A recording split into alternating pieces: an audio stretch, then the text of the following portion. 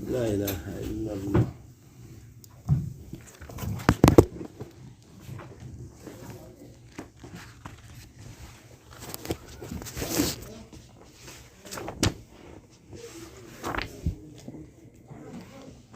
بسم اللہ الرحمن الرحیم، الحمد للہ رب العالمین، والصلاة والسلام علی سید الانبیاء والمرسلین وعلی آلہ وصحبہ واتباعہ وازواجہ وذریاتہ واہل بیتہ واہل طاعتہ اجمعین، اما بعد۔ بالسند المتصل قال المصنف رحمہ اللہ تعالی: باب العلم والعزت باللیل۔ امام بخاری رحمۃ اللہ علیہ فرماتے ہیں کہ رات میں پڑھنا پڑھانا جائز ہے۔ اصل میں نبی اکرم صلی اللہ علیہ وسلم نے عشاء کے بعد باتیں کرنے سے منع فرمایا۔ آپ کتاب الصلاۃ میں روایت پڑھو گے، نہا رسول اللہ صلی اللہ علیہ وسلم عن النوم قبل العشاء والکلام بعد العشاء۔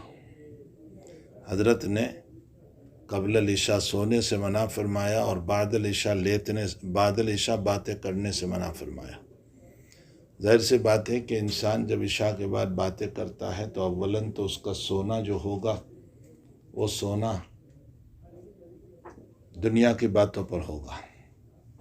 دوسری بات یہ ہے کہ وہ صبح کو اٹھ نہیں پائے گا تو فجر کی نماز کے قضا ہونے کا مسئلہ ہوگا۔ اس لیے نبی اکرم صلی اللہ علیہ وسلم نے عشاء کے بعد باتیں کرنے سے منع فرمایا۔ تو اب امام بخاری استثناء فرماتے ہیں کہ البتہ وعظ و نصیحت اور تعلیم و تعلم جو ہیں وہ بعد العشاء جائز ہے۔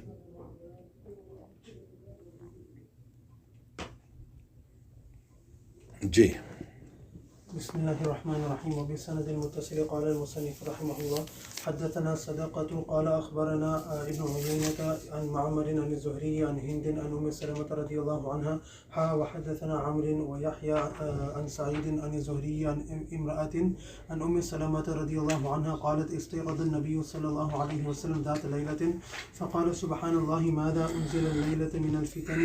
نیز یہ بھی مسئلہ ہے کہ بعد العشاء صرف وعظ و نصیحت اور تعلیم و تعلم ہی جائز نہیں بلکہ اپنے اہل و عیال کے ساتھ بھی بات کرنا جائز ہے۔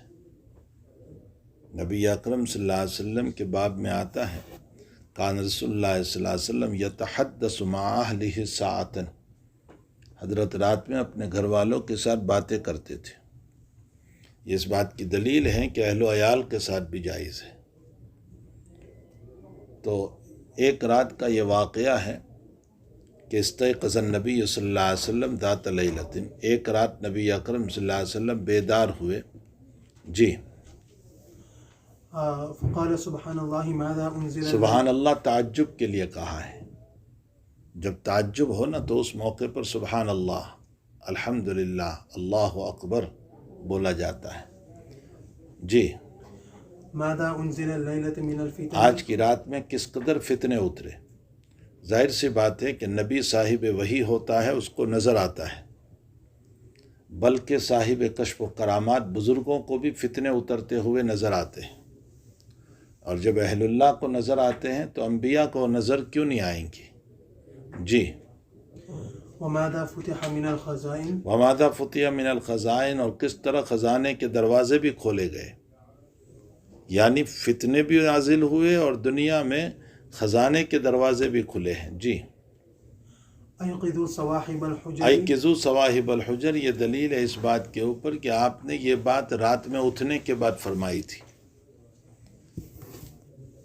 اس کے بعد سمجھو، آپ نے فرمایا گھر والیوں کو جگاؤ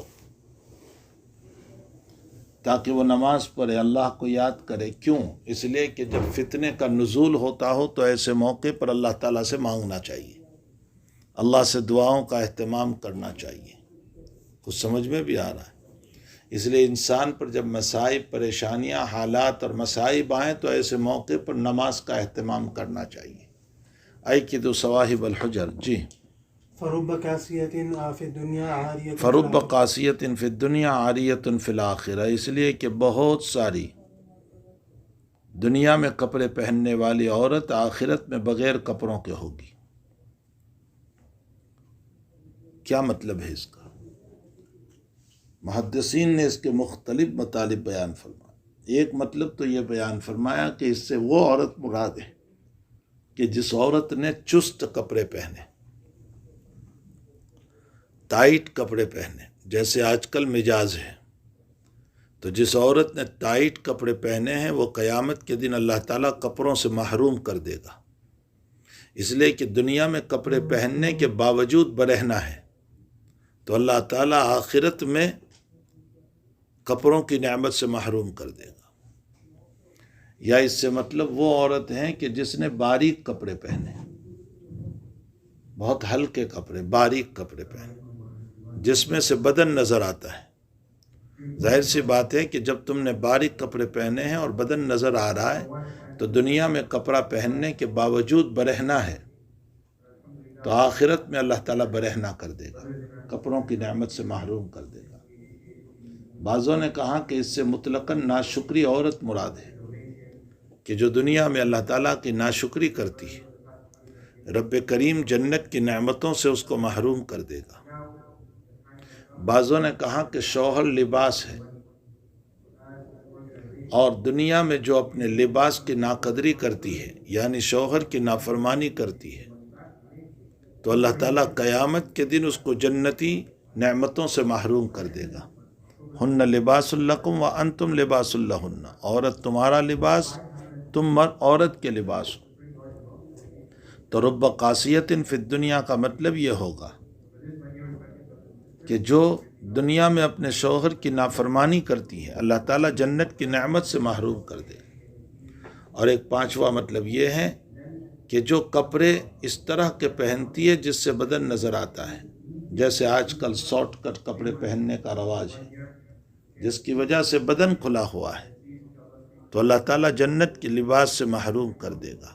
یہ متعدد معانی ہے۔ اس کا مطلب یہ نکلا کہ حضرت نے اس وقت جو فتنے دیکھے تھے، ان فتنوں کا تعلق عورتوں سے تھا، تبھی آپ نے یہ بات ارشاد فرمائی، خاص طور پر سمجھ میں بھی آیا۔ اس وقت جو فتنے دکھائے گئے نبی اکرم صلی اللہ علیہ وسلم کے، یہ عورتوں کے فتنے ہیں، اور عورتوں کا فتنہ بہت بڑا ہے، لباس کے اعتبار سے، کپڑوں کے اعتبار سے، اسی طرح زیب و زینت اور زیبائش کے اعتبار سے۔ جی، باب الثمر بالعلم۔ الثمر بالعلم، امام بخاری رحمۃ اللہ علیہ فرماتے ہیں کہ اسی طرح اوپر تو تم نے مسئلہ پڑھا کہ مطلقاً رات میں وعظ و نصیحت کرنا، چاہے شروع رات میں، درمیان رات میں، آخری رات میں، تہجد کے موقع پر، وہ مطلقاً باللیل تھا۔ یہی وجہ ہے کہ ہمارے بعض اکابر کا دستور یہ تھا کہ وہ تہجد کے موقع پر پڑھاتے تھے۔ ہمارے حضرت مدنی نور اللہ مرقدہ جو ہیں، وہ جب دورہ کرتے تھے، چونکہ انگریز کے خلاف حضرت کا سفر ہوتا تھا، تو حال یہ تھا کہ کتابیں بہت باقی رہتی تھی، تو حضرت جب رات میں آتے تھے سفر سے، تو رات 2 بجے اعلان ہو جاتا تھا کہ ابھی سبق ہوگا، اور رات سے حضرت سبق پڑھاتے رہتے تھے فجر تک، جب تک رہتے تھے رات میں، دن میں سبق ہوتا تھا تاکہ اتنی کتاب ہو جائے۔ تو اوپر تو مطلقاً رات کا تذکرہ تھا۔ اب ابتدائی لیل میں، سمر اصل میں بولتے ہیں چاندنی رات کو، اور عربوں کا دستور یہ تھا کہ چاندنی رات کے اندر وہ لوگ باہر بیٹھ کر گپ شپ کیا کرتے تھے، باتیں کیا کرتے تھے۔ آج بھی اگر آپ چلے جاؤ، آپ ان ممالک میں جو ایشیا کے ممالک ہیں، تو آپ رات میں دیکھو گے کہ چاندنی رات جب ہوتی ہے تو لوگ باہر چارپائی نکال کر بیٹھتے ہیں اور باتیں کرتے رہتے ہیں۔ تو سمر کا معنی ہوتا ہے چاندنی رات میں باتیں کرنا، یعنی ابتدائی رات میں۔ نبی اکرم صلی اللہ تعالیٰ علیہ وسلم نے چونکہ عشاء کے بعد باتیں کرنے سے منع فرمایا، امام بخاری نے یہ باب قائم کر کے فرمایا کہ لیکن عشاء کے بعد تعلیم و تعلم اور وعظ و نصیحت جائز ہے۔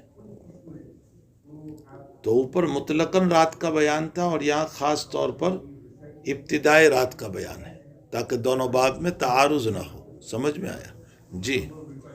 وبه قال حدثنا سعيد بن عفير قال حدثني الليث قال حدثني عبد الرحمن بن خالد بن مسافر عن ابن شهاب عن سالم وأبي بكر بن سليمان بن أبي حثمة أن عبد الله بن عمر قال صلى لنا النبي صلى الله عليه وسلم العشاء في آخر حياته. آخری زندگی کے اندر حضرت نے ہمیں عشاء کی نماز پڑھائی. جی. فلما سلم قام فقال أفرأيت. جب آپ نماز سے فارغ ہوئے تو کھڑے ہوئے. دیکھو یہ گفتگو کب ہو رہی ہے آپ کی؟ عشاء کے بعد، عشاء کی نماز کے بعد. اور آپ جو بیان فرمائیں گے وہ تعلیم ہی تو ہوگی. معلوم ہوتا ہے عشاء کے بعد تعلیم و تعلم، وعظ و نصیحت جائز ہے. جی. فقال أرأيتكم ليلتكم هذه فإن رأس ارائیتکم لیلتکم ہادہ، بھائی تم جو یہ رات دیکھ رہے ہو نا. جی. فإن رأس 100 سنة منها لا يبقى ممن. جب 100 سال گزر جائیں گے تو لا يبقى ممن هو على ظهر الارض احد، تو اس زمین پر جتنے لوگ ہیں ان میں سے کوئی زندہ نہیں رہے گا. اس کا مطلب اس وقت زمین پر جتنے لوگ موجود ہیں وہ سب کے سب 100 سال پر ختم ہو جائیں گے، اس لیے کہ 100 سال پر ایک قرن ختم ہوتا ہے. اسی لیے آخری صحابی جن کا انتقال ہوا وہ ہیں حضرت ابو الطفیل عامر ابن واصلہ دوسی رضی اللہ تعالیٰ. یہ قبیلے دوس کے تھے، حضرت ابو ہریرہ کے قبیلے سے، اور ان کا انتقال 110 میں ہوا. سمجھ میں آیا؟ اور حضرت یہ کب بیان فرما رہے ہیں؟ آخری زندگی میں، یعنی سن ہجری 10 میں. سن ہجری 10 میں بیان فرما رہے ہیں کہ 100 سال پر سارے لوگ ختم ہو جائیں گے. تو 110 ہو گیا. 110 میں آخری صحابی حضرت ابو الطفیل عامر ابن واصلہ دوسی رضی اللہ تعالیٰ عنہ کا انتقال ہوا.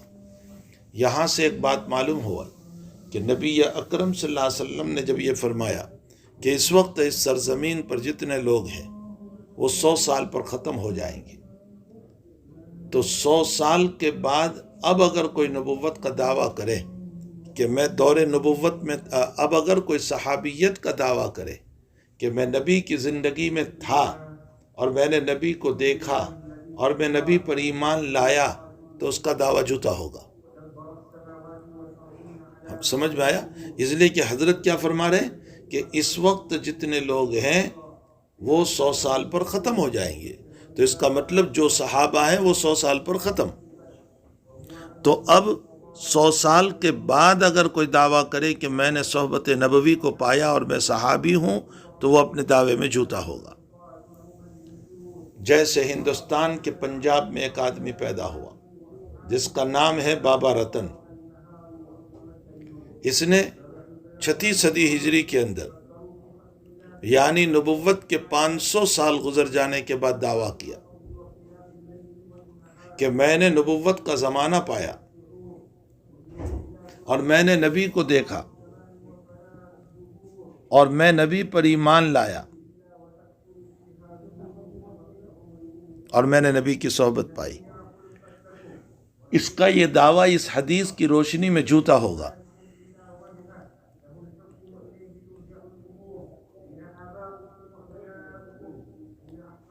اس لیے کہ اگر واقعتاً یہ تھا دور نبوت میں تو 100 سال پر ختم ہو جانا چاہیے تھا.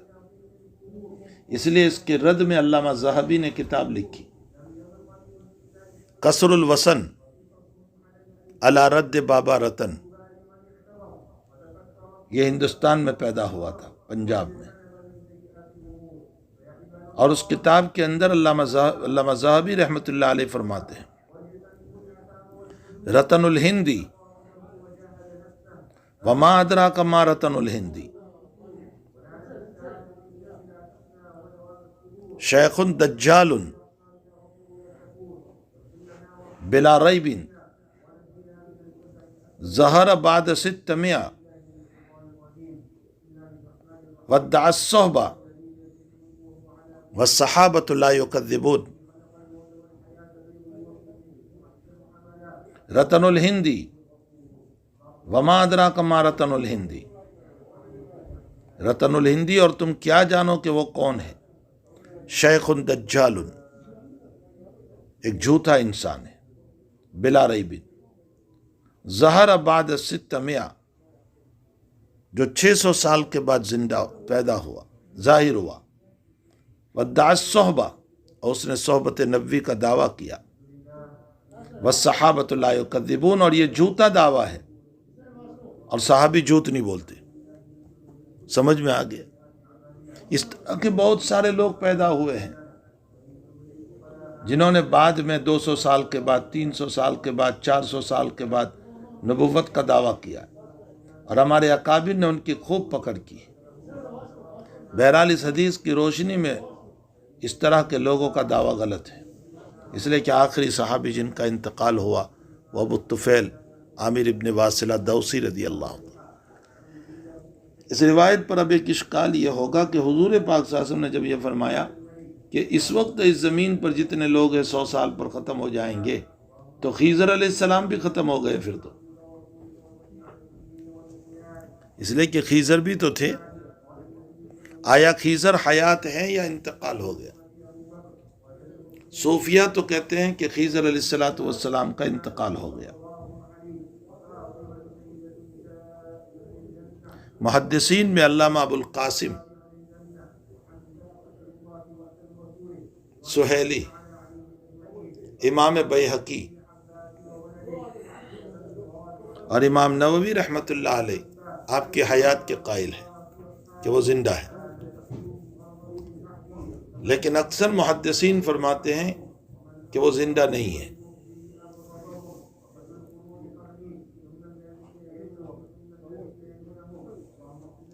بلکہ ان کا انتقال ہو گیا۔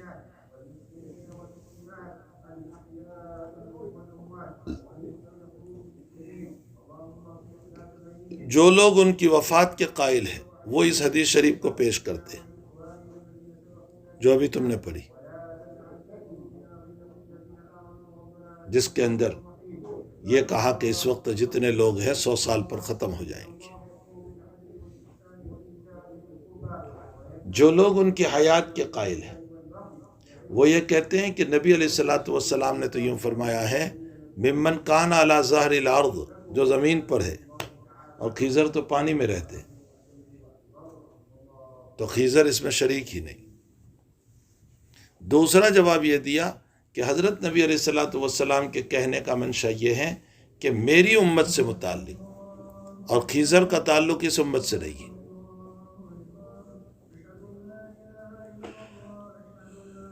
ہمارے مجدد صاحب رحمۃ اللہ علیہ مجدد الفسانی کا ایک جواب اور ہے۔ مجدد صاحب رحمۃ اللہ علیہ فرماتے ہیں کہ خضر ایک مقام ہے،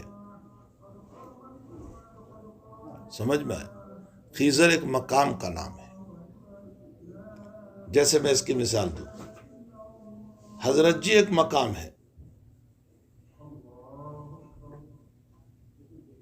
اس حضرت جی کے مقام پر مولانا الیاس صاحب تھے تو بھی حضرت جی، مولانا یوسف صاحب تھے تو بھی حضرت جی، مولانا انعام الحسن تھے تو بھی حضرت جی۔ تو افراد بدلتے ہیں مقام پر، سمجھ میں آیا؟ جیسے فرعون مصر میں جو بھی بادشاہ بنتا تھا اس کو فرعون کہا جاتا تھا،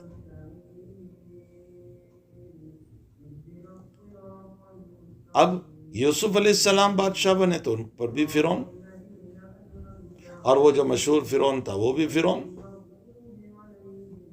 تو افراد بدلتے رہتے ہیں، مقام وہی ہے۔ تو خضر ایک مقام ہے، اس مقام پر ہر دور میں اللہ تعالیٰ کی طرف سے اپنے منتخب کردہ بندے آتے رہتے ہیں، اور جب یہ منتخب شدہ بندے آتے رہتے ہیں تو مقام خضر پر بیٹھنے کی وجہ سے ہر دور میں اکابر کی ملاقات ان سے ہوتی ہے، تو وہ کہتے ہیں ہم خضر سے ملے، لیکن خضر سے ملنے کا مطلب وہ خضر نہیں جو موسیٰ علیہ السلام کے زمانے میں تھی، بلکہ اس مقام خضر پر اس زمانے میں جو لوگ ہوں گے جیسے اس زمانے میں جو ہوں گے اس کی مقام خضر پر، اس سے ملاقات ہوتی ہے۔ سمجھ میں آیا؟ تو یہ جواب سب سے جامع جواب ہے. واللہ سبحانہ و تعالی عالم. جی.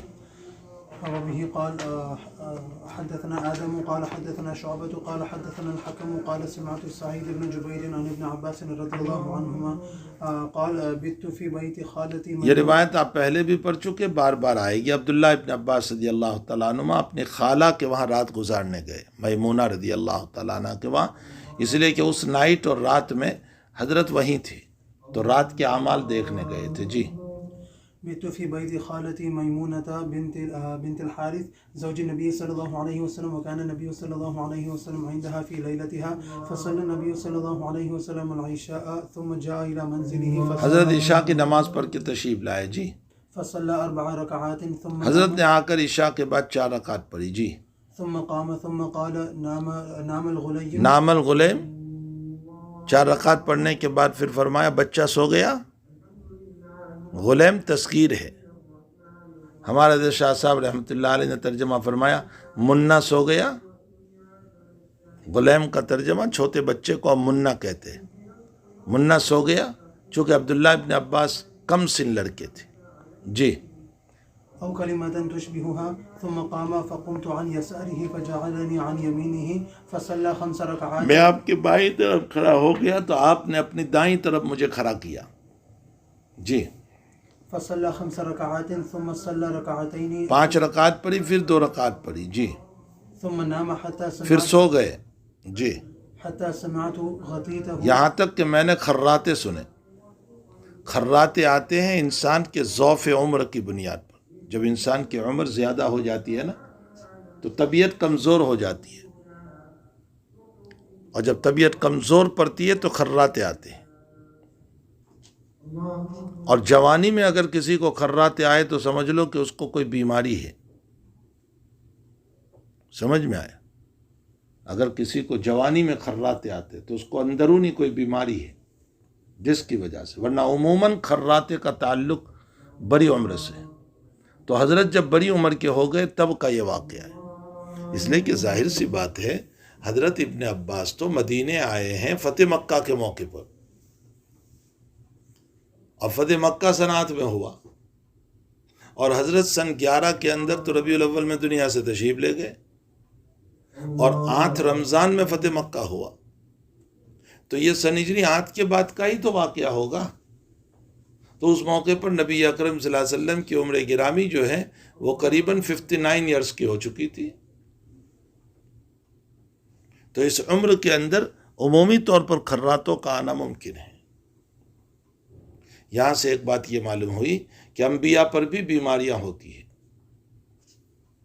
لیکن ایسی بیماری کبھی نہیں آتی کہ جس بیماری کی وجہ سے انبیاء کرام علیہم الصلاۃ والتسلیم کی ذات گرامی معیوب ہو جائیں، عیب لگ جائیں. ایسی بیماری نہیں آتی.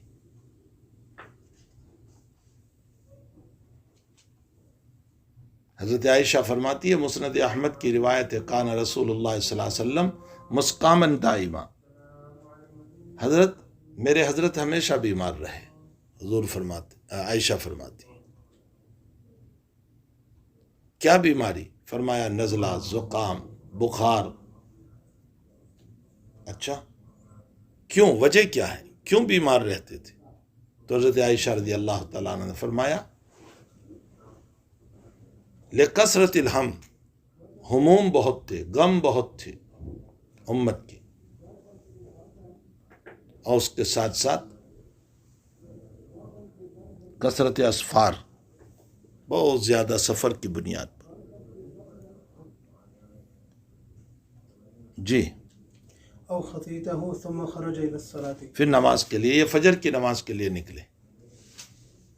ظاہر سی بات ہے کہ نبی کی نیند ناقض للوضو نہیں ہے. نبی کی نیند سے وضو نہیں ٹوٹتا چاہے خراتے آتے ہو، اس لیے کہ ان کا دل بیدار رہتا ہے، تو ان کو پتہ چلتا ہے کہ مجھے جو ہے ری خارج ہوئی یا نہیں. اس لیے نبی کی نیند ناقض للوضو نہیں، ہماری نیند ناقض للوضو ہے. امام بخاری اس سے باب کیسے ثابت فرماتے ہیں؟ یہ سارا واقعہ عشاء کے بعد کا ہے. کہ حضرت عشاء کے بعد تشریف لائے اور 4 رکعت پڑھی اور پھر پوچھا کہ بچہ سو گیا. یہ سارا واقعہ عشاء کے بعد کا ہے. اس سے یہ ثابت کیا کہ عشاء کے بعد تعلیم و تعلم، واعظ و نصیحت جائز ہے. باقی ایران توران کی باتوں کے لیے عشاء کے بعد نہیں بیٹھنا چاہیے. سمجھ میں آئے؟ ہاں البتہ اپنے اہل و عیال، اپنی بیوی بچوں کے ساتھ بیٹھ سکتے ہیں. ہمارے حضرت شیخ معاذ زکریا صاحب رحمۃ اللہ علیہ فرماتے ہیں ہم کام کرنے والوں کو تو عشاء کے بعد ہی وقت ملتا ہے بیوی کے ساتھ بیٹھنے کا. ظاہر سی بات ہے کہ دن بھر کام رہتا ہے، مشغولیت رہتی ہے. جی. باب حفظ العلم. باب و حفظ العلم. امام بخاری رحمۃ اللہ علیہ حفظ العلم کا باب اس لیے لائے کہ اوپر رات میں تعلیم کا مسئلہ آیا، اور رات میں عمومی طور پر نیند کا غلبہ ہوتا ہے، اس لیے علم محفوظ نہیں کرتے، جھونکے لگاتے رہتے، سوتے رہتے. اس لیے امام بخاری نے باب منعقد فرما کر فرمایا کہ علم کو محفوظ کرنا چاہیے. جی. وبه قال حدثنا عبد العزيز بن عبد الله قال حدثني مالك عن ابن شهاب عن الأعرج عن أبي هريرة رضي الله عنه قال إن الناس يقولون أكثر أبو هريرة ولولا. لوگ یوں کہتے ہیں کہ ابو ہریرہ بہت حدیث بیان کرتے ہیں. یہ سوال تھا، صحابہ کے دور میں بھی سوال تھا کہ ابو ہریرہ جب دیکھو حدیث، جب دیکھو حدیث. حضرت ابو ہریرہ رضی اللہ تعالیٰ عنہ کی روایت 5374 ہے. 5374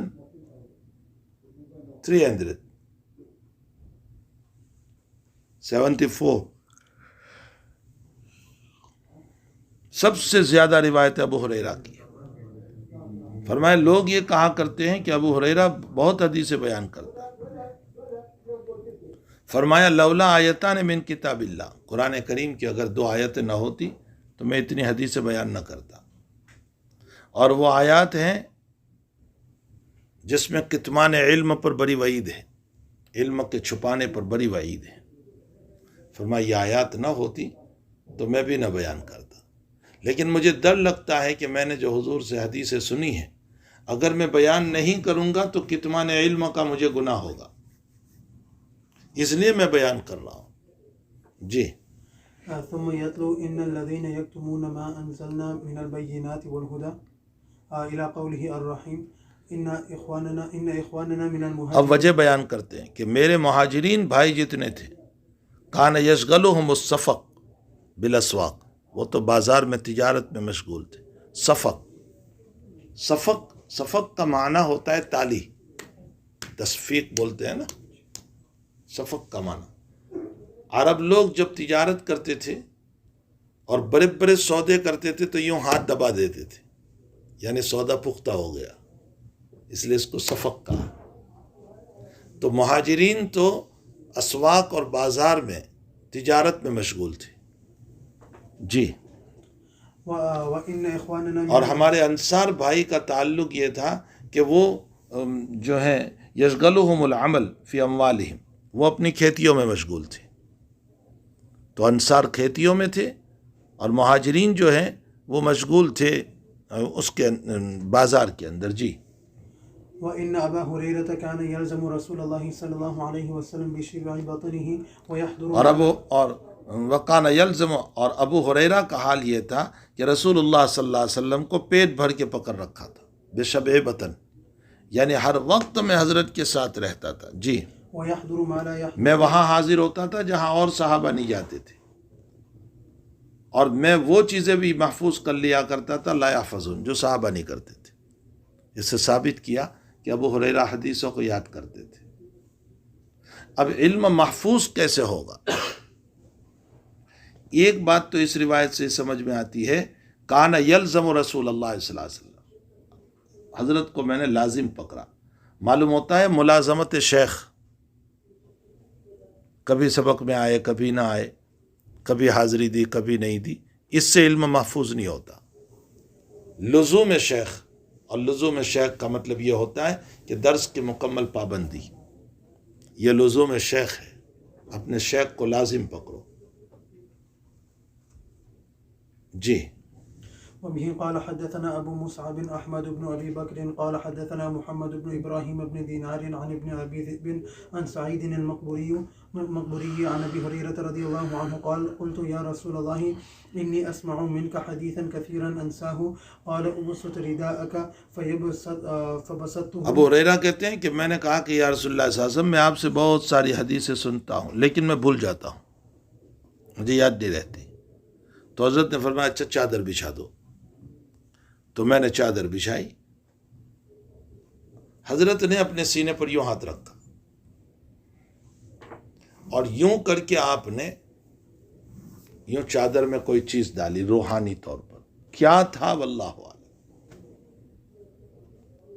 بظاہر کوئی چیز نظر نہیں آئی. آپ نے دل پر ہاتھ رکھا اور یوں ڈالا. فغرف یدیہ، چلو بھر کر کے پھر اس میں ڈالا اور فرمایا کہ اس چادر کو ملا لو اپنے سینے سے. فضممتہ، میں نے اس چادر کو ملا لیا. فما نسیت شیئا بعد، اس کے بعد میں کچھ نہیں بھولا. اور حدیث میں یکا دکا روایتوں کے بھولنے کا مسئلہ آیا ہے، جیسے جلد ثانی میں آئے گا کہ آپ کے شاگرد نے ایک حدیث بیان کی، لا عدوى ولا طیرہ، کسی بیماری میں تعدی نہیں. تعدی کا معنی آپ کو ہے اور مجھے لگ جائے، ایسا نہیں ہوگا. ولا طیرہ، اور بدفعلی کوئی چیز نہیں. لا عدوى ولا طیرہ، بدفعلی کوئی چیز نہیں. شاگرد نے کہا حضرت یہ حدیث آپ نے بیان کی ہے. فرمایا میں نے بیان نہیں کی. فرمایا نہیں آپ نے بیان کی. فرمایا میں دیکھوں گا گھر جا کر اپنی کاپی میں، اپنی کتاب میں. تو یہ یکا دکا روایتوں کا بھولنا ہوا ہے تو بھائی ایسا تو ہو جاتا ہے، اس سے اس پر کوئی اشکال نہیں ہوگا. کچھ سمجھ میں آ رہا ہے؟ اچھا، یہاں سے ایک بات اور معلوم ہو گئی کہ حدیث کو محفوظ کرنے کا اور علم کو محفوظ کرنے کا دوسرا طریقہ یہ ہے کہ اپنے بڑوں سے دعائیں لی جائیں، دعائیں کرائی جائیں. دو طریقے ہو گئے. پہلا طریقہ آپ نے کیا پڑھا؟ لزوم شیخ، درس کی پابندی. اور دوسرا طریقہ دعائیں کرائیں، دعاؤں کا اہتمام. جی. حدثنا إبراهيم بن المنذر قال حدثنا ابن أبي فديك بهذا وقال فغرف بيديه فيه. جی. وبه قال حدثنا إسماعيل قال حدثني أخي عن ابن أبي ذئب عن سعيد المقبري عن أبي هريرة رضي الله عنه قال حفظت من رسول الله صلى الله عليه وسلم وعاءين فأما أحدهما، وعاءن تثنیہ، دو تھیلے بھر کر میں نے حدیثیں لی نبی اکرم صلی اللہ علیہ وسلم سے. جی. فأما أحدهما فبثثته وأما ایک تو میں نے امت کے سامنے پھیلا دیا، یعنی بیان کر دیا، اور دوسرا اگر میں اس کو بیان کرنے جاؤں گا تو قطع ھذا البلعوم، یہ گلا کاٹ دیا جائے گا.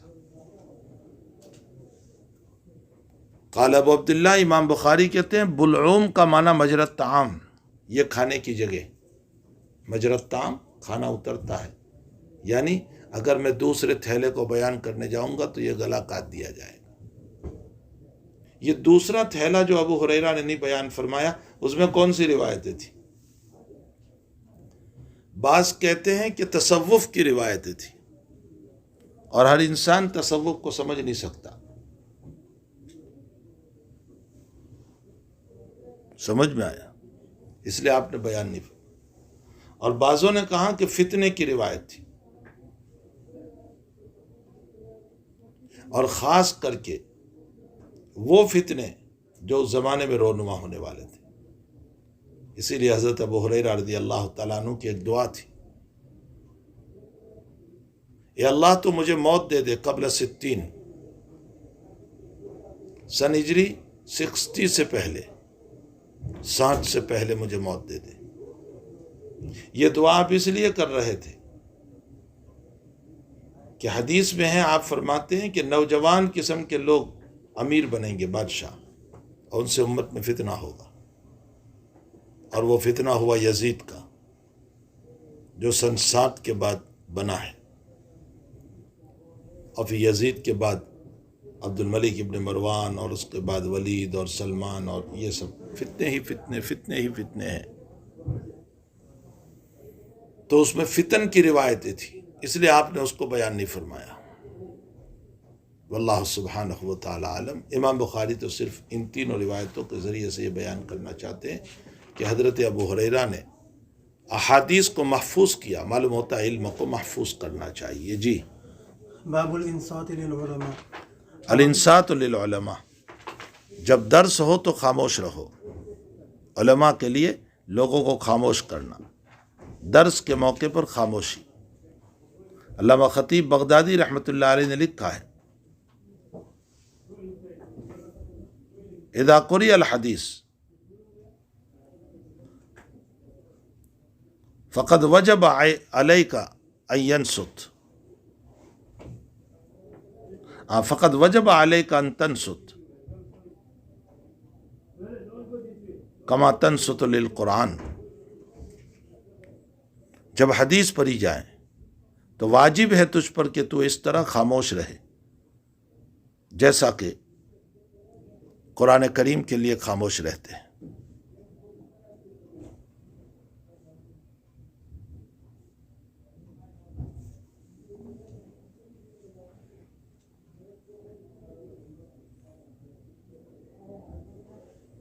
معلوم یہ ہوتا ہے کہ درس کے موقع پر خاموش، تاکہ سبق اچھی طرح سمجھ میں آئے۔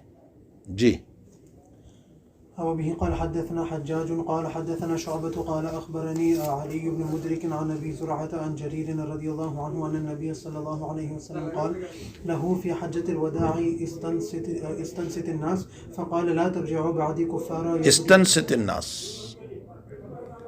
یہ حجۃ الوداع کے موقع پر نبی اکرم صلی اللہ علیہ وسلم نے جریر ابن عبداللہ بجلی کو کہا تھا کہ لوگوں کو خاموش کرو۔ کیوں؟ لا ترجعوا، اور اس لیے کہ حضرت کو کچھ باتیں ارشاد فرمانا تھا۔ ان باتوں میں ایک بات یہ ارشاد فرمائی تھی، لا ترجعوا بعدی کفارا یضرب بعضکم رقاب بعض، میرے بعد کافروں جیسا عمل نہ کرنا۔ اور وہ عمل یہ ہے کہ خود مسلمان ایک دوسرے کو مارنے لگے، قتل کرنے لگے، یہ کافروں جیسا عمل ہے، اس لیے ایسے کفر والے عمل نہ کرنا۔ جی، باب ما يستحب للعالم اذا سئل اي الناس يعلم فيكل۔ امام فرماتے ہیں عالم کے لیے مناسب یہ ہے جب اس سے یہ پوچھا جائے کہ ای الناس عالم، کس کے پاس زیادہ علم ہے، کون زیادہ علم والا ہے، تو کیا جواب دے؟ فیکل العلم الی اللہ تعالی، تو علم کو اللہ تعالیٰ کے حوالے کر دے اور کہہ دے کہ بھئی اللہ عالم، اللہ بہتر جانتا ہے کس کے پاس علم۔ امام بخاری اس باب سے یہ بتانا چاہتے ہیں کہ انسان کو بہت علم والا ہونے کا دعویٰ نہیں کرنا چاہیے کہ میں علم والا ہوں، اور اس پر روایت پیش کر رہے ہیں کہ دیکھو حضرت موسیٰ علیہ السلام جب آپ کو پوچھا گیا کہ ای الناس عالم، کون زیادہ علم والا ہے، تو آپ نے فرمایا انا، میں۔ آپ کا جواب بالکل صحیح تھا، اس لیے کہ نبی سے بڑھ کر علم امت میں کسی کے پاس نہیں ہوتا، لیکن آپ کو یہ جواب پسند نہیں آیا، اللہ تعالیٰ کو یہ جواب پسند نہیں آیا، اور اللہ تعالیٰ نے فرمایا کہ جاؤ خضر کے پاس۔ یہ تنبیہ تھی اس بات کے اوپر کہ انسان کو چاہیے کہ یوں کہ حضرت موسیٰ علیہ السلام یوں کہہ دیتے کہ اللہ عالم، اللہ زیادہ جاننے والا ہے۔ اللہ تعالیٰ کو یہ ادا پسند نہیں آئی۔ معلوم ہوتا ہے انسان کو چاہیے کہ تواضع اختیار کرے، اپنی برائی بیان نہ کرے، اپنے علم کا دعویٰ نہ کرے۔ جی، وبه قال حدثنا عبد الله بن محمد المسندي قال حدثنا سفيان قال حدثنا عمرو قال أخبرني سعيد بن جبير قال قلت لابن عباس إن نوفا البكالي يزعم أن موسى ليس موسى بني إسرائيل إنما هو موسى آخر فقال كذب عدو الله حدثنا۔ دیکھو یہ مناظرہ دوسرا ہے۔ ایک مناظرہ آپ نے 2-3 صفحہ پہلے پڑھا، وہ 2 صحابی کے بیچ میں مناظرہ تھا، اور وہ ابن عباس اور حر ابن قیس رضی اللہ تعالیٰ عنہ، اور ان کے مناظرے کا مسئلہ یہ تھا کہ وہاں مناظرے کا اصل عنوان تھا کہ موسیٰ علیہ السلام جن کے پاس تشریف لے گئے تھے وہ کون تھے؟ یہ مشہور خضر یا کوئی اور؟ ابن عباس کا کہنا یہ تھا کہ مشہور خضر، اور خود ابن قیس کا کہنا تھا کہ نہیں، یہ کوئی اور خضر ہے۔ وہاں ابی ابن کعب کا گزر ہوا تو ابی ابن کعب نے وضاحت کی کہ بھئی معروف خضر مراد ہے، مشہور خضر۔ اور یہاں جو مناظرہ ہو رہا ہے نا، وہ سعید بن زبیر اور نوف بقالی، یہ دونوں تابعی ہے۔ سعید بن زبیر اور نوف بقالی، اور ان کا مناظرہ اس سلسلے میں ہو رہا ہے کہ خضر علیہ السلام کے پاس جو موسیٰ تشریف لے گئے تھے وہ موسیٰ صاحب التورات تھے، یعنی جن کو تورات ملی، مشہور موسیٰ علیہ السلام وہ تھے، یا کوئی اور موسیٰ تھے؟ اس لیے کہ موسیٰ نامی اور بھی نبی گزرے ہیں، اور ان کا نام ہے موسیٰ ابن میشا۔ یہ نبی ہے، رسول نہیں۔ اور یہ جو موسیٰ علیہ السلام ہے نا صاحب التورات، یہ موسیٰ ابن عمران ہے۔ تو سعید بن زبیر کا یہ کہنا تھا کہ یہ معروف صاحب التورات موسیٰ علیہ السلام ہے، وہ تشریف لے گئے تھے، ان کا واقعہ ہے۔ اور نوف بقالی کا کہنا تھا کہ نہیں، یہ اور موسیٰ ہے، موسیٰ ابن میشا۔ تو پھر سعید بن زبیر اس واقعے کو لے کر ابن عباس کے پاس پہنچے۔ وہاں ابن عباس پہنچے تھے ابی ابن کعب کے پاس، اور یہاں سعید بن زبیر جو ہے وہ ابن عباس کے پاس پہنچے۔ تو عبداللہ ابن عباس نے کیا فرمایا؟ پڑھیے۔ فقال كذب عدو الله حدث کذب عدو اللہ، اللہ کے دشمن نے جھوٹ کہا۔ ابن عباس نے نوف بقالی کو عدو اللہ کہا، کیوں؟ شاگرد تھے، اور بڑا اپنے چھوٹے کو اس طرح دانت سکتا ہے، اس طرح سخت کلمات بول سکتا ہے۔ عدو اللہ کا یہ معنی نہیں کہ وہ خارج عن الایمان ہو گئے، یہ غصے کا کلمہ ہے جو عبداللہ ابن عباس نے بول دیا۔ جی، حدثنا ابی بن کعب عن النبی کہا مجھے ابی ابن کعب نے خود بیان کیا۔ جی، عن النبی صلی اللہ علیہ وسلم قال قام موسیٰ النبی خطیبا موسیٰ علیہ السلام اپنی قوم میں بیان دے رہے تھے۔ جی، خطیبا فی بنی اسرائیل فسئل ای الناس عالم فقال انا عالم فعتب انا عالم بالکل جواب صحیح ہے، اس لیے کہ امت میں نبی سے زیادہ علم کسی کے پاس نہیں۔ لیکن حسنات الابرار سیئات المقربین، کیا مطلب اس کا؟ نیکیاں جو ہوتی ہے نا ابرار لوگوں کی، لیکن ابرار سے اونچا درجہ مقربین کا ہے۔ مقربین کی بعض مرتبہ نیکیوں پر بھی اللہ ناراض ہو جاتا ہے۔ سمجھ میں آیا؟ میں آپ کو ایک مثال سے، میں اکثر ایک مثال دیا کرتا ہوں کہ مثلا ایک جماعت ہے جو استاد سے پڑھ رہی ہے۔ اب یہ کہ سیٹرڈے سنڈے آیا، یہ مثال اگرچہ یہاں فٹ نہیں ہوتی لیکن قریب قریب مثال ہے، تو تمام طلبہ گھر چلے گئے۔ اس میں ایک خادم بھی تھا جو استاد کی خدمت کرتا تھا اور بہت قریب تھا، وہ بھی چلا گیا۔ اب پوری جماعت گھر گئی، انہوں نے تو استاد کو کہا نہیں، اس لیے کہ سیٹرڈے سنڈے چھٹی تھی، چلے گئے۔ لیکن جو خادم تھا وہ بھی چلا گیا کہے بغیر۔ جب مندے کو سارے طلبہ آئے تو وہ خادم بھی آ گیا۔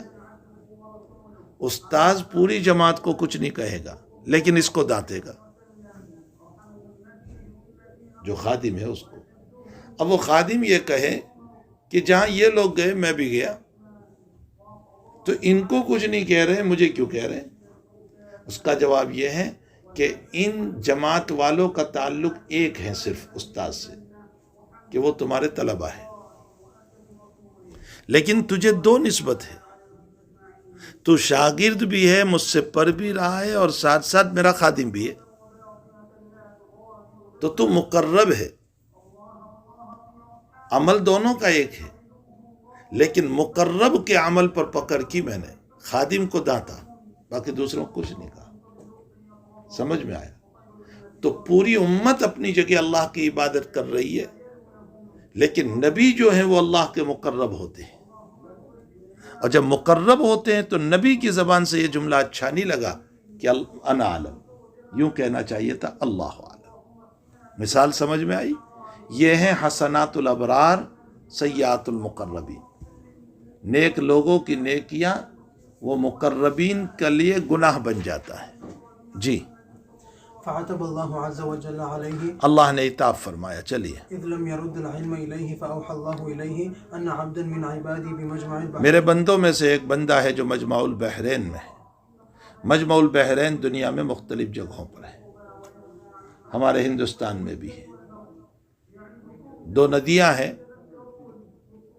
یمنا اور گنگا، یہ دو ندیاں ہیں، وہ الہ آباد میں جا کر کے دونوں مل جاتی ہیں۔ مجمع البحرین جنوبی افریقہ میں بھی ہے، کیپ ٹاؤن میں، جہاں اٹلانٹک اور دریائے ہند، جس کو کہا جاتا ہے عربی سمندر یعنی عربی دریا، یہ دونوں سمندر بہتے ہوئے وہاں مل جاتے ہیں۔ اور کیسے ملتے ہیں؟ یوں پانی چل رہا ہے دونوں کا، حالانکہ سمندر ہے، سی ہے، ایک کا پانی نیلا ہے اور ایک کا پانی اور کلر کا ہے۔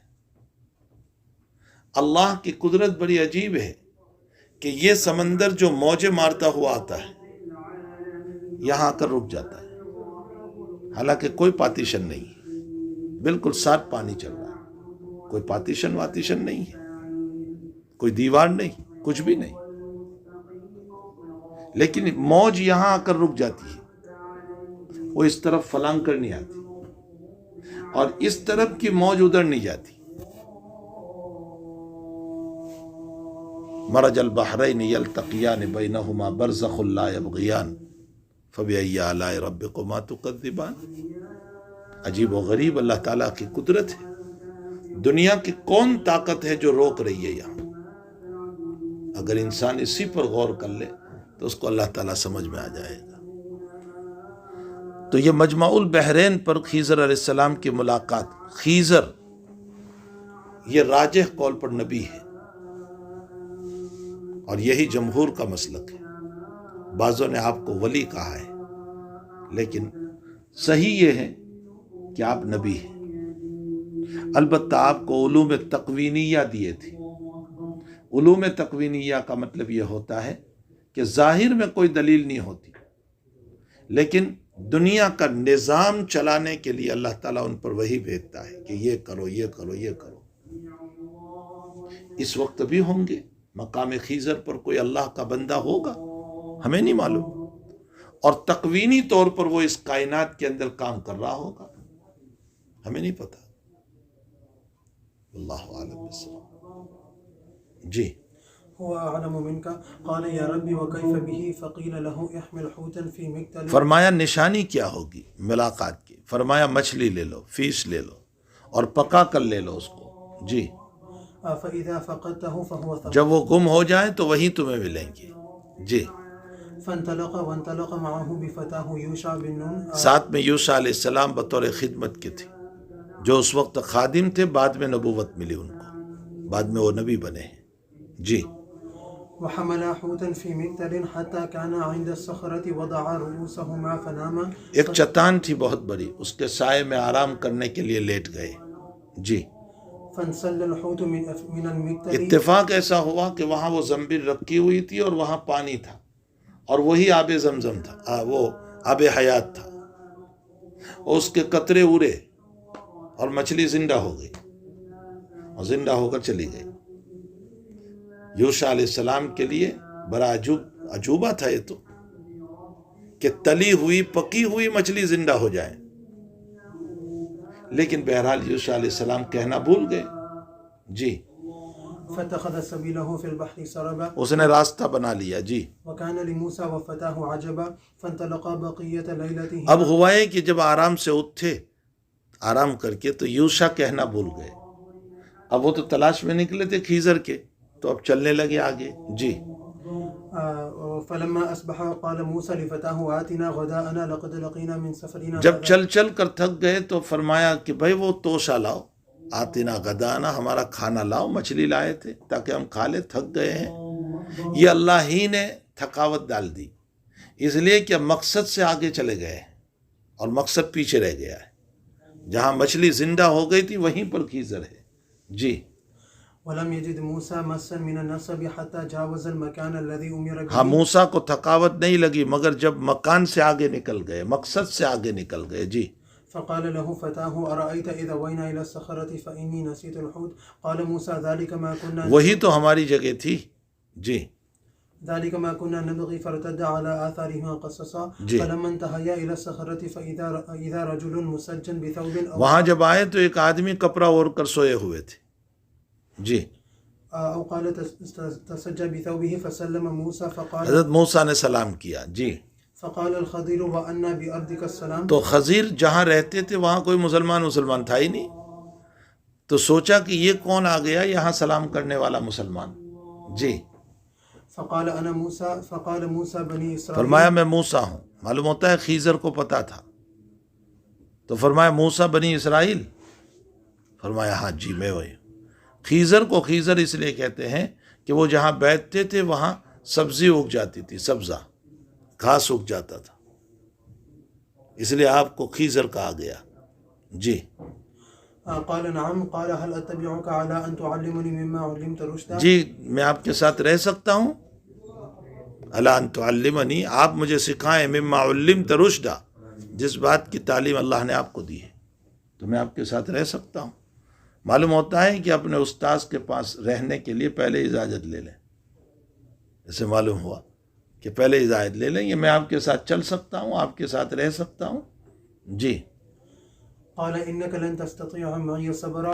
تو حضرت خیزر نے کہا دیکھو تم صبر نہیں کر سکو گے میرے ساتھ، اس لیے کہ تم شریعت کے نبی ہو اور تمہیں بات بات میں دلیل چاہیے، اور میرے پاس دلیلیں ملے گی نہیں، میں تو براہ راست اللہ جو حکم دے گا وہ میں کام کروں گا، تو تم ہرگز صبر نہیں کر سکو گے میرے ساتھ۔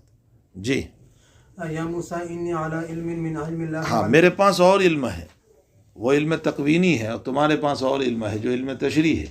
اس کا یہ مطلب نہیں کہ حضرت خیزر کے پاس علم تشریح نہیں تھا، غالب علم تکوین تھا، ورنہ علم تشریح بھی تھا، اس لیے کہ اگر علم تشریح نہ ہوتا تو خیزر نماز کیسے پڑھتے؟ نماز کے لیے تو علم تشریح کی، شریعت کی ضرورت ہے، تو علم تکوین غالب تھا، البتہ علم تشریح بقدر ضرورت تھا۔ اور موسیٰ علیہ السلام کے پاس علم تشریح کا غلبہ تھا، علم تکوین بقدر ضرورت تھا، اس لیے کہ صاحب شریعت ہو اور تکوینی علوم نہ ہو وہ کیسے ہو سکتا ہے؟ جی لا تعلمه أنت وأنت على علم علمكه الله لا أعلمه. قال ستجدني إن شاء الله صابرا. فرمایا انشاءاللہ میں صبر کروں گا۔ جی ولا أعصي لك أمرا. چلیے۔ فانطلقا يمشيان على ساحل البحر ليس لهما وہ دونوں اب چلے سمندر کے کنارے کنارے۔ جی فمرت بهما سفينة ایک فكلموهم کشتی پائی، جی بوت تھی وہ، چلی فكلموهم أن يحملوهما فعرف الخضر. ان سے بات کی کہ بھائی ہمیں ادھر جانا ہے، آپ ہمیں بٹھا کر لے جاؤ۔ تو وہ چونکہ خضر السلام کو جانتے تھے، اس لیے کہ خضر بھی اسی علاقے میں رہتے تھے، تو انہوں نے خضر کو پہچان لیا تھا، اس لیے کہا چلو مفت میں بٹھا لیتے ہیں۔ جی فحملوهما بغير نول بغیر نولن، بغیر پیسوں کے۔ جی فجاء عصفور فوقع على حرف یہ السفينة. جا رہے تھے کشتی میں، بوت میں، اتنے میں ایک چڑیا آئی، اور اس چڑیا نے سمندر میں منہ ڈالا اور پانی لیا، تو خضر علیہ السلام نے تنبیہ کی موسیٰ کو، فرمایا موسیٰ یہ چڑیا کے منہ میں کتنا پانی آیا، میرا اور تیرا علم مل کر بھی اللہ کے مقابلے میں اس قطرے کے برابر بھی نہیں۔ یہ وہ جو موسیٰ علیہ السلام کو کسی نے پوچھا تھا نا کہ دنیا میں آپ سے زیادہ علم کسی کے پاس ہے، تو آپ نے نہ کہا تھا، اس کی تنبیہ ہو رہی کہ موسیٰ میرا اور تیرا علم مل کر اللہ کے مقابلے میں اس قطرے کے برابر بھی نہیں۔ کیا حکمت اس میں؟ یہ تو خضر نے موسیٰ کو کہا، ورنہ میں کہتا ہوں کہ ساری دنیا کے علوم ملا لو، اللہ کے مقابلے میں اس قطرے کے برابر نہیں۔ کیوں؟ اس لیے کہ ساری دنیا کے علوم عطائی ہے، دیے ہوئے ہیں، جو کبھی واپس بھی ہو سکتے، اور اللہ کے علوم ذاتی ہے، دیا ہوا علم کبھی واپس ہو سکتا ہے، ذاتی علم کبھی واپس نہیں ہوتا۔ نہیں دیکھتے ہو کتنے محدثین کے حالات میں آخری زمانے میں حافظہ خراب ہو گیا، علم چلا گیا۔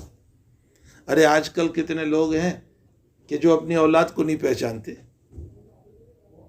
دماغ چلا گیا بڑھاپے کے اندر، لکئی لا یعلم بعد علم شیئا، اللہ تعالیٰ نے میموری ختم کر دی، کچھ بھی یاد نہیں، وہ پچھلے واقعات بولتے رہتے ہیں لیکن نیا کچھ بھی یاد نہیں، بیٹا جاتا ہے ابا مجھے جانتے ہو، کچھ بھی نہیں۔ تو ساری دنیا کے علوم عطائی ہے، دیے ہوئے، اللہ کا علم ذاتی ہے۔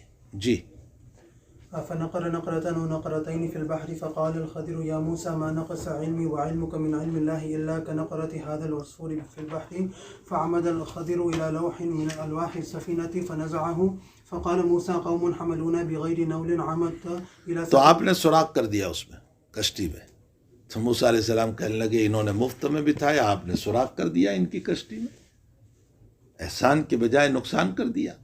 جی عمدت إلى سفينتهم فخرقتها لتغرق أهلها قال ألم أقل إنك تاکہ اس کے اندر سوار جو ہے وہ غرق ہو جائیں، پانی آئے گا تو۔ جی قال ألم أقل إنك لن تستطيع علم اقل کا ہے، علم اقل لک نہیں۔ خضر کیا کہہ رہے ہیں؟ علم اقل، تاکید نہیں، میں نے تم سے نہیں کہا تھا کہ تم صبر نہیں کر سکو گے؟ جی قال لا تؤاخذني بما نسيت تو حضرت موسیٰ علیہ السلام نے فرمایا میں بھول گیا بھائی، وہ میں نے وعدہ کیا تھا نا کہ سوال نہیں کروں گا، میں بھول گیا۔ اچھا اب میری پکڑ نہ کریں، بما نسیتو، میری غلطی ہو گئی، اب میں سوال نہیں کروں گا، بما نسیتو، میری پکڑ نہ کرے بھولنے پر۔ جی ولا ترهقني من أمري عسرا اور میرے معاملے کو تنگ نہ کیجیے۔ جی قال فكانت الأولى من موسى نسيانا تو پہلا سوال جو ہوا وہ موسیٰ سے بھول سے ہو گیا، نسیانن۔ جی فانطلقا فإذا غلام يلعب مع الغلمان اب جب دوسری طرف پہنچے تو ایک بچہ کھیل رہا تھا نابالغ، خضر علیہ السلام نے پکڑا اس کو اور اس کی گردن مروڑ دی، مار دیا اس کو۔ موسیٰ علیہ السلام کہنے لگے یہ کیا کیا، بے قصور کو آپ نے مار دیا۔ یہ دوسرا اشکال ہوا۔ جی فأخذ الخضر برأسه من أعلاها فاقتلع رأسه بيده فقال موسى أقتلت نفسا زكية بغير نفس قال ألم أقل لك إنك لن تستطيع یہ علم اقل لک، یہاں لک آیا، یہاں اب تاکید کی خضر نے، میں نہیں کہا تھا کہ تم ہرگز صبر نہیں کر سکو گے میرے ساتھ؟ جی قال ابن عيينة وهذا أوكد اوقد یعنی ابن عیینہ کہتے ہیں اس میں تاکید زیادہ ہے۔ جی فانطلقا حتى إذا أتيا أهل قرية استطعما أهلها فأبوا أن يضيفوهما فوجدا فيها وہاں سے آگے چلے تو ایک بستی میں پہنچے تو بستی والوں سے کھانا مانگا تو انہوں نے کھانا نہیں دیا، ان یضیفوہما، مہمان نوازی سے انکار کر دیا۔ فوجدا فیہا جدارا، وہاں ایک مکان کی دیوار یوں تھوڑی ٹیڑھی ہو گئی تھی تو حضرت خضر نے اپنے ہاتھ سے سیدھی کر دی، یرید ان ینقض فاقامہ، گرنے والی تھی، آپ نے اس کو خضر کر دی۔ قال الخضر بیدہ ہکذا، یوں سیدھی کر۔ تو حضرت موسیٰ نے اشکال کیا، لو شئت لاتخذت علیہ اجرا، حضرت انہوں نے ہم کو کھانا نہیں کھلایا، مہمان نوازی نہیں کی، اور آپ نے ان پر احسان کر دیا، ان کی دیوار سیدھی کر دی، آپ چاہتے تو اس دیوار کے بدلے میں پیسے لے لیتے ان کو۔ جی قال هذا فراق فرمایا بس ھذا فراق بینی و بینک، بس ہماری جدائی کا مسئلہ آ گیا۔ یہاں تین باتیں ہوئی اور اس کے بعد جدائی کا مسئلہ۔ کیوں؟ اس لیے کہ بھئی موسیٰ کو یہاں رہنا تھوڑے ہیں، وہاں امت کون سنبھالے گا؟ یہ تو صرف تنبیہ کے لیے بھیجے گئے ہیں ان کو کہ میرا ایک بندہ ہے اس کے پاس علم ہے، اس لیے کبھی کوئی آدمی یوں نہ کہہ دے کہ میرے پاس علم زیادہ ہے۔ وفوق کل ذی علم علیم، ہر عالم سے بڑھ کر علم والا ہوتا ہے، اس لیے دنیا میں کسی کو یہ دعویٰ نہیں کرنا چاہیے کہ میں بہت جانتا ہوں۔ جی قال النبي صلى الله عليه وسلم يرحم الله موسى لو حضرت فرماتے ہیں کہ اللہ تعالیٰ موسیٰ پر رحم فرماوے، ہماری تمنا تو یہ تھی کہ حضرت موسیٰ خاموش رہتے تو اچھا ہوتا تاکہ اور واقعات آتے، یہ تو اشکال کر دیا، اس لیے تین میں جدائی کر دی کہ جاؤ۔ فرمایا اگر خاموش رہتے تو ابھی حضرت خضر نہ معلوم کیا کیا کرتے اور واقعات کھلتے۔ اس سے معلوم ہوتا ہے کہ کرامات اولیاء کو سننے کا شوق رکھنا یہ جائز ہے، حدیث سے ثابت ہو۔ حضرت نبی علیہ السلام خود تمنا فرما رہے ہیں کہ اگر موسیٰ خاموش رہتے تو اور کرامات اور معجزات سامنے آتی، تو بزرگوں کی کرامات سننا چاہیے، اور یہ حدیث شریف سے ثابت ہے، یہ خلاف سنت نہیں ہے۔ جی، قال محمد بن يوسف حدثنا به علي بن خشرم قال یہ حدثنا محمد ابن یوسف فربری ہے جو امام بخاری کے شاگرد ہے، ان کو ایک دوسری سند سے بھی یہ حدیث ملی ہے، اس لیے وہ دوسری سند صرف پیش کر دیتے ہیں۔ جی، حدثنا به علي بن خشرم قال حدثنا سفيان بن عيينة بطوله. اللہ سبحانہ وتعالی۔